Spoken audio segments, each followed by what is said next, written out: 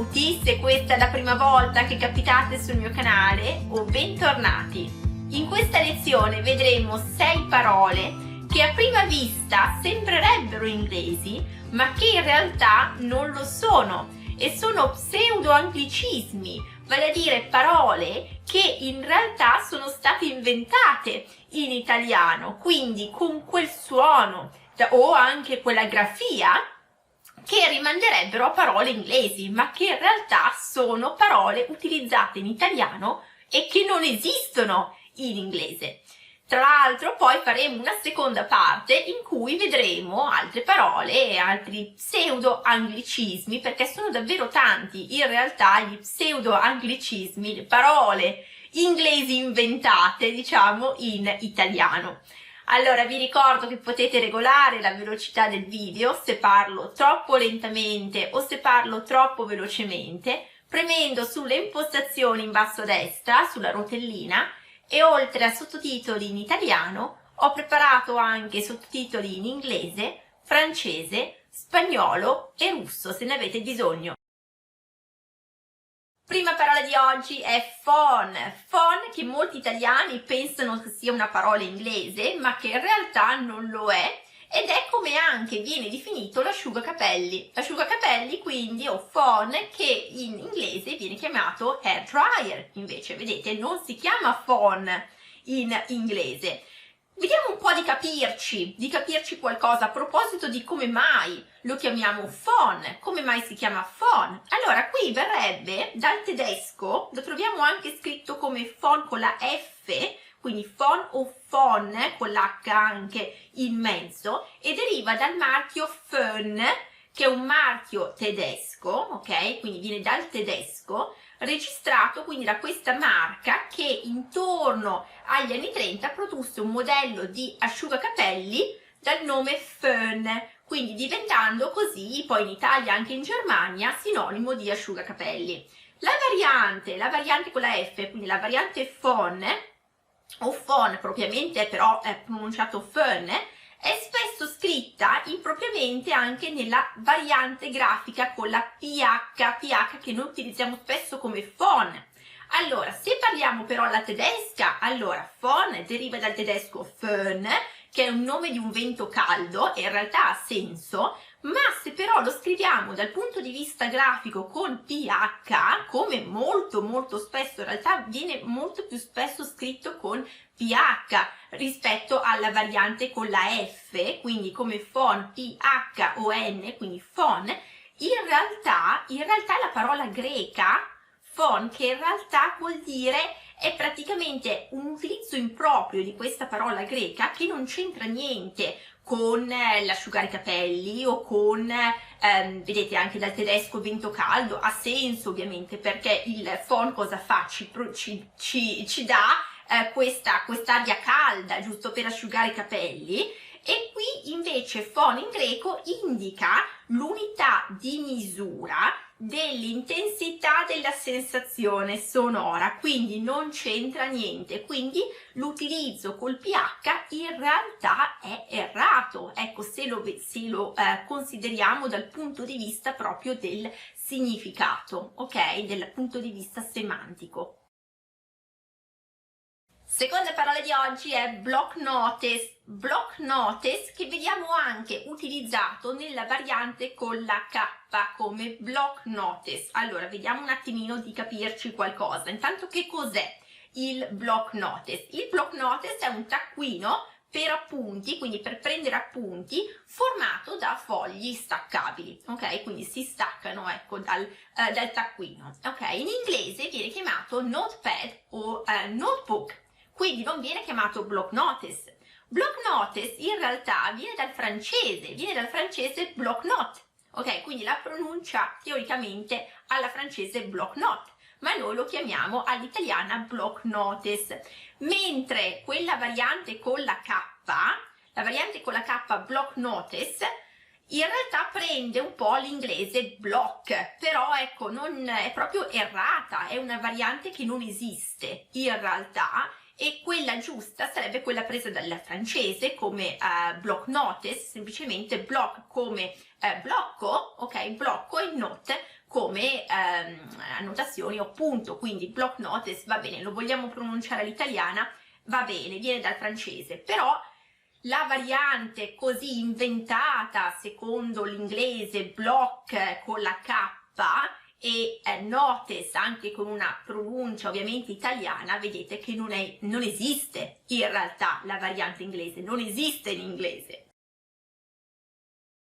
Terza parola di oggi è il cotton fioc. Allora, che cos'è il cotton fioc? Il cotton fioc è un bastoncino di plastica alle cui due estremità c'è del cotone idrofilo e che viene utilizzato a scopi igienici. Viene molto sconsigliato di utilizzarlo per pulirsi le orecchie, ma c'è tanta gente che lo utilizza per pulirsi le orecchie, ok? Quindi era così in realtà che era stato utilizzato all'inizio, proprio per pulirsi le orecchie. Poi si è scoperto in realtà che non andava bene, che più si utilizzava il cotton fioc per pulirsi le orecchie, più il cerume veniva spinto verso il timpano, quindi in realtà una pratica non salutare, una pratica non corretta e sconsigliata, però c'è ancora tanta gente che lo utilizza per pulirsi le orecchie, ok? Il cotton fioc. Quindi il cotton fioc in realtà in inglese si chiama cotton swab più per la variante americana o cotton bud per la variante inglese, quindi non si dice cotton fioc,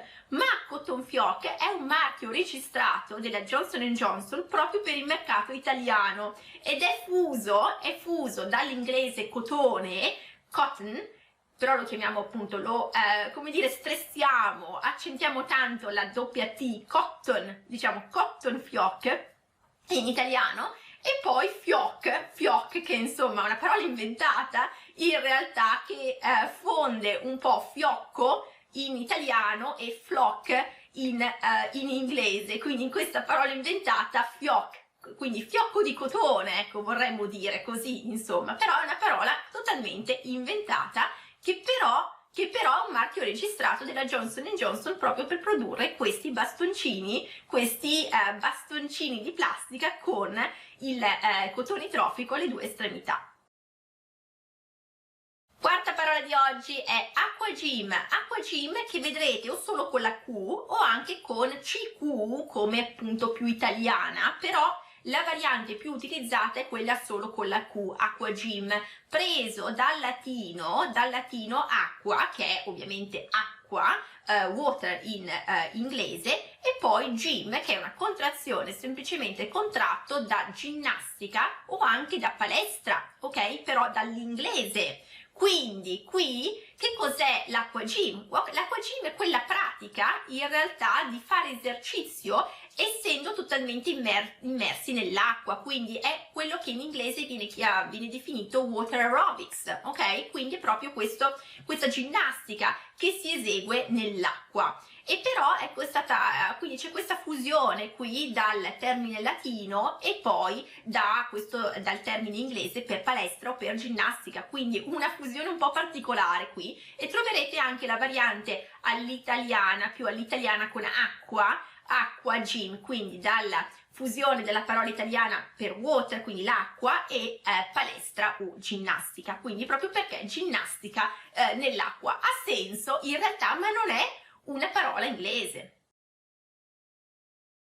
Quinta parola di oggi è autogrill. Autogrill che è il composto dalla parola auto che è sinonimo di macchina, ok, automobile, e dalla locuzione inglese grill room, che però è stata accorciata in italiano, si è ritenuto solamente grill, però grill room era la rosticceria. Quindi autogrill tecnicamente rosticceria per le macchine, rosticceria per le auto, però in realtà questo che cosa indica? Indica quel punto di ristoro che si trova spesso sulle autostrade in cui ci si può fermare, si può andare a bere un caffè, si può mangiare qualcosa di veloce, quindi semplicemente il punto di ristoro sulle autostrade, che però in inglese non si chiama autogrill tra l'altro appunto proprio pronunciato all'italiana, ma viene chiamato invece motorway restaurant oppure rest stop, service station. Ecco, service station, cos'altro? Motorway restaurant, service station, rest stop, sì, si chiama così in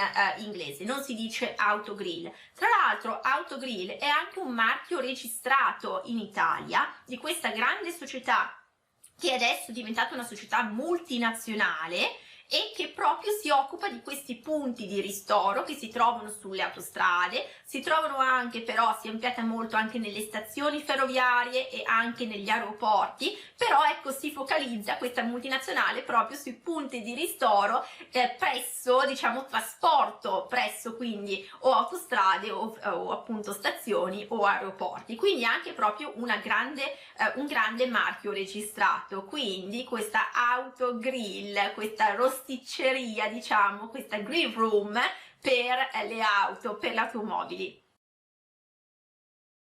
E ultima parola di oggi è autostop, autostop che è composto ancora una volta da auto, quindi automobile, appunto sinonimo di macchina, e stop dall'inglese fermare, ok? Quindi è proprio la pratica di fermare autoveicoli, di fermare automobili in transito proprio sulla strada per chiedere un passaggio verso la propria destinazione. Quindi è questo l'autostop, è quello che in inglese viene definito hitchhiking, ok? Quindi è totalmente diverso dall'inglese ed non è assolutamente utilizzato in inglese, non è una parola inglese che però è molto utilizzata in italiano, proprio non si dice mai hitchhiking, non si usa la parola inglese in italiano per definire questa pratica proprio di fermare veicoli in passaggio e di appunto cercare di sperare di ottenere proprio questo passaggio per andare alla propria destinazione. Quindi fare l'autostop è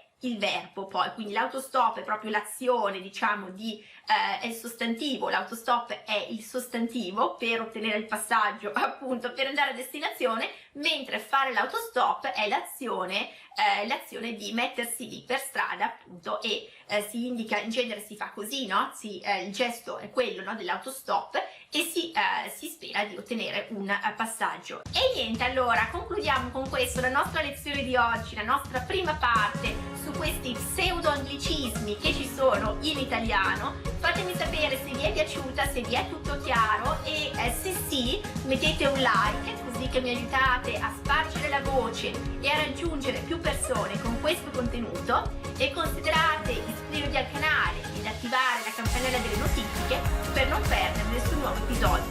Allora vi auguro una buona giornata, un buon proseguimento, continuate a seguirmi e alla prossima. Ciao ciao!